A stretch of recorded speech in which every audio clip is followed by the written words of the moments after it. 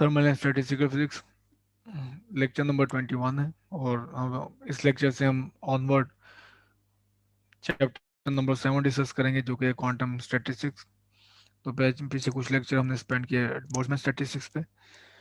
और हमने under the limitation के वो आपके पास कि क्वांटम गैस वो ऐसा बिहेव ना करे, हमने बोल्ट्जमैन स्टैटिस्टिक्स अप्लाई की और उसने हमें कई सारे मॉडल्स की प्रिडिक्शन की, जैसे आइडल गैस है और पैरामैग्नेटिज्म। आपने देखा किस तरह डील करना उसमें आसान है। तो मेन जो उसमें चीज़ थी हमारे पास पार्टीशन फंक्शन थी। पार्टीशन फंक्शन अगर आपको मिल गया तो आपको हेल्महोल्ट्ज़ एनर्जी मिल गई, हेल्महोल्ट्ज़ फ्री एनर्जी मिल गई। तो उससे आपको सारे बाकी जो थर्मोडायनामिक पैरामीटर्स हैं वो आप उससे एक्सट्रैक्ट कर सकते हैं। वो केमिकल पोटेंशियल हो, वॉल्यूम हो, क्या प्रेशर हो, टेम्परेचर हो, तो आप सारे उससे एक्सट्रैक्ट कर सकते हैं। अब क्वांटम स्टैटिक्स में उसी जो बोल्ट्जमैन फैक्टर था, जहाँ जो बुक था वहाँ पे बोल्ट्जमैन फैक्टर को स्टेटस हासिल था, यहाँ पे है गिब्स फैक्टर है। ठीक है, तो ये इसे देखेंगे गिब्स फैक्टर को, जो कि मैंने यहाँ पे प्रोबेबिलिटी आपको बताता है कि अगर आपके पास सिस्टम स्टेट चेंज हुई है, स्टेट किसी भी स्टेट में सिस्टम को पाए जाने की प्रोबेबिलिटी क्या है, वो हम गिब्स फैक्टर से हासिल करेंगे। और एक और चीज़ हमने मेन देखनी है कि बोसॉन्स और फेर्मियोन्स क्या है और कब आपके पास एक नॉर्मल गैस क्वांटम गैस बन जाती है। तो स्टार्ट करते हैं गिब्स फैक्टर से। चैप्टर नंबर 6 में आपने देखा था कि हमने लेक्चर स्टार्ट किया था कि एक सिस्टम था जो एक्सचेंज करता था particles with its environment, sorry exchange करता था एनर्जी और इन्वायरमेंट के साथ, और एक्विलिब्रियम में था, थर्मल एक्विलिब्रियम में। तो हमने फिर उसको लेके हमने बोल्ट्जमैन फैक्टर डिफाइन किया था। उस केस में हमने जो चीज़ें नहीं इंक्लूड की थी वो थी पार्टिकल, कि हमारे पास कुछ एक ऐसा भी सिस्टम हो सकता है जो सिस्टम एक्सचेंज कर सकता है पार्टिकल्स भी एनर्जी के साथ। तो हम इस हिस्से में हम इसी चीज़ को इंक्लूड करेंगे कि हमारे पास एक सिस्टम है जो कि ना सिर्फ एनर्जी एक्सचेंज कर रहा है एनवायरनमेंट के साथ, बल्कि पार्टिकल भी एक्सचेंज कर रहा है। ठीक है, तो हम अपनी प्रीवियस जो डेरिवेशन है उसको मॉडिफाई करेंगे, जो डेरिवेशन थी बोल्ट्जमैन फैक्टर के लिए, कि अब उसमें इंक्लूड करेंगे कि नंबर ऑफ पार्टिकल्स की भी एक्सचेंज हो। तो ये सिस्टम है मेरे पास, और ये सिस्टम है मेरे पास फुल, और इसमें हमारे पास एनर्जी है, नंबर ऑफ पार्टिकल्स हैं, कोई गैस है। ठीक है, तो हम इसको अलाउ कर रहे हैं कि ये इन्वायरमेंट रिजर्वायर के साथ ना सिर्फ एनर्जी एक्सचेंज कर सके, बल्कि नंबर ऑफ पार्टिकल्स भी एक्सचेंज कर सके। ठीक है, तो ये जो मेम्ब्रेन है, पोर है, इसमें सिस्टम में पार्टिकल्स आ जा सकते हैं। तो चैप्टर 6 में हमने देखा था कि जो एक सिस्टम को सिस्टम की प्रोबेबिलिटी की रेशो जो है, से अगर आपके पास जो सिस्टम है वो S1 स्टेट में हो या सिस्टम S2 स्टेट में हो, तो एक से दूसरी प्रोबेबिलिटी, एक स्टेट से दूसरे स्टेट में जाने की प्रोबेबिलिटी या उसकी रेशो हमारे पास इक्वल थी इसके रिजर्वायर की मल्टीप्लिसिटी के। ठीक है, जो रिजर्वायर की मल्टीप्लिसिटी है इस कॉन्फ़िगरेशन कॉरस्पॉन्ड वो, और रिजर्वायर की मल्टीप्लिसिटी जो S1 कॉन्फ़िगरेशन पे है वो हमारे पास यहाँ पे 2 की रेशो है। ठीक, तो हम बात किसकी कर रहे थे, बेसिकली सिस्टम की बात कर रहे थे। हमने फिर स्टार्ट किया था रिजर्वायर से और देखा था कि आपके पास जो प्रोबेबिलिटी की रेशो डायरेक्टिव इक्वल्स टू है, वो आपके पास दो फैक्टर के जो हमारे पास थे, ये फैक्टर था कि अगर आप एक्सपोनेंट लें, क्योंकि यहाँ पे मैंने बेसिकली क्या किया है, मल्टीप्लिसिटी की वैल्यू पुट की है। ठीक, तो मल्टीप्लिसिटी को अगर आप रिलेशन देखें मल्टीप्लिसिटी का, वो ये बेसिकली हमारे पास लॉग है। अगर आप इसका लें कि लॉग सिग्मा, तो हमारे पास आती है इन टॉप है। तो यहाँ से इसका रिलेशन बेसिकली पुट किया। तो दो प्रोबेबिलिटी की रेशो एक स्टेट से दूसरे स्टेट में जाने की हमारे पास ये आ गई। ठीक, तो अब इंट्रोपी चेंज जो उस केस में डिपेंड कर रहा था, जो इन्फिनिटिजिमल इंट्रोपी चेंज है रिजर्वायर का, तो ये आज जो नोट करा है वो रिजर्वायर है, रिजर्वायर पॉइंट ऑफ व्यू से। वो इन्फिनिटिजिमल चेंज इंट्रोपी में वो था 1/T change in energy of in reservoir, change in volume of reservoir, या उसकी वॉल्यूम की चेंज होने की वजह से वर्क डन, और हमारे पास जो नंबर ऑफ पार्टिकल्स एक्सचेंज हुए हैं उसकी वजह से इंट्रोपी थी।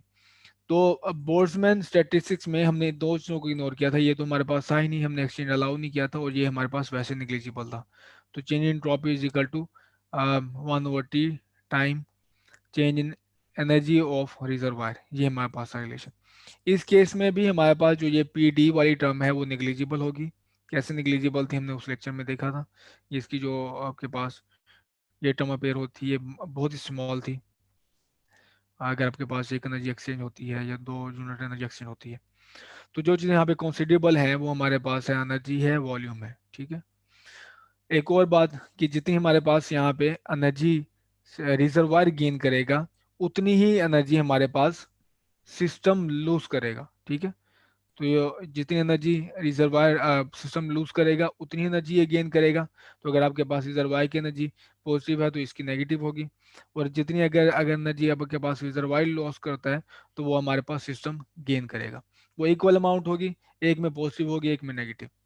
तो इसी को ही आप अगर नेगेटिव में ले लें इस चेंज इन एंट्रोपी को, तो चेंज इन एंट्रोपी हमारे पास ये है। और यहाँ पे मैंने जो जैसे आपको बताया जो टर्म यहाँ पे पेयर हो रही है 1/T है, चेंज ऑफ एनर्जी है। ये चेंज इन एनर्जी यहाँ पे आ गई, म्यू डी है, आर एन है, change in number of particles हमारे पास यहाँ है। To go from state S1 to S2, तो S1 से S2 स्टेट में जाने के नंबर ऑफ पार्टिकल चेंज हुए हैं और हमारे पास एनर्जी चेंज हुई है। तो उसकी वजह से हमारे पास जो इंट्रॉपी है उसका चेंज ये है। अब यहाँ पे देखें, यहाँ पे आपके पास क्या है, रिजर्वायर की एंट्रोपी है। और यहाँ पे मैंने क्या एनर्जी लिखी है, ये सिस्टम की एनर्जी है, ठीक है। सिस्टम जब स्टेट 1 से 2 में गया तो हमारे पास उसका एनर्जी डिफरेंस ये है। और ये नंबर ऑफ पार्टिकल्स हमारे पास ये एन S2 और S2 1 है। यहाँ पे देखें आपके पास 1/T बाकी सेम है, लेकिन यहाँ पे नेगेटिव अपेयर होगा। तो अगेन जो मैंने आपको आर्गूमेंट दिया है कि ये जो चेंज इन पार्टिकल या चेंज इन एनर्जी होगा जो सिस्टम गेन करेगा, तो वो ही गेन करेगा जो हमारे पास रिजर्वायर लूज करेगा, या रिजर्वायर वो गेन करेगा जो सिस्टम लूज करेगा। तो हमारे पास अगर आप रिजर्वायर की जो क्वांटिटीज हैं वो पॉजिटिव हैं, तो सिस्टम के लिए वही क्वांटिटी होंगी लेकिन नेगेटिव होंगी, ठीक है, क्योंकि वो सिस्टम लूज कर रहा है। तो यहाँ पे इस वजह से नेगेटिव अपेयर हो रहा है। तो ये इसी बिल्कुल इसी डेफिनेशन को दोबारा यहाँ पे अप्लाई पुट कर दें एस दो energy infinitesimal change in entropy को, तो हम देखेंगे कि आपके पास अ, जो मैंने जैसे बताया कि एनर्जी और जो एन रेफर कर रहा है तो हमारे पास स्मॉल सिस्टम को, इस वजह से यहाँ पे नेगेटिव है। यहाँ पे रिजर्वायर की बात हो रही थी, लेकिन हमने देखा कि चेंज एनर्जी और जो एन है वो जो लो एक सिस्टम एक हिस्सा लूज करेगा दूसरा गेन करेगा, लेकिन एक में पॉजिटिव होगी दूसरे में नेगेटिव होगी। तो इसी इंट्रॉपी को अगर आप पुट करें इसमें, डेफिनेशन को इसमें पुट करें यहाँ पे, तो आपके पास ये है। और हमारे पास ये टर्म अपेयर होगी। नीचे S1 है, स्टेट 1 से स्टेट 2 जाने की जो प्रोबेबिलिटी की रेशो है वो बेसिकली हमारे पास ये है। पहले हमारे पास यहाँ पे एनर्जी पेयर हो रही थी बोल्ट्जमैन के केस में, यहाँ पे हमने नंबर ऑफ पार्टिकल्स को भी यहाँ पे इंक्लूड किया है। तो इस टर्म को हम कहते हैं गिब्स फैक्टर, ठीक है। This new exponential factor is called Gibbs factor. तो ये हमारे पास है गिब्स फैक्टर है। जैसे पहले हमारे पास बोल्ट्जमैन स्टैटिस्टिक्स में हमने प्रोपोर्शनलिटी कांस्टेंट इंट्रोड्यूस किया था, क्योंकि यहाँ पे जो है वो है रेशो है, एग्जैक्टली प्रोबेबिलिटी नहीं है, ठीक है। यहाँ पे हमारे पास क्या है, रेशो है। तो रेशो से डायरेक्ट हमें पर रिलेशन चाहिए हो बगैर रेशो के, मुझे कि इस स्टेट की प्रोबेबिलिटी क्या है, या S2 की प्रोबेबिलिटी क्या है, S3 की प्रोबेबिलिटीज क्या है। तो हमें उसके लिए चाहिए प्रोपोर्शनलिटी कांस्टेंट। तो अगर आप को यहाँ पे थोड़ा सा कंफ्यूजन है तो आप वो लेक्चर देख सकते हैं जो बोल्ट्जमैन स्टैटिस्टिक्स बोल्ट्जमैन फैक्टर हमने जिसमें डिफाइन किया था। और जो सारे आर्गूमेंट जो वहाँ पे अप्लाई हुए थे एग्जैक्टली यहाँ पे भी अप्लाई होंगे।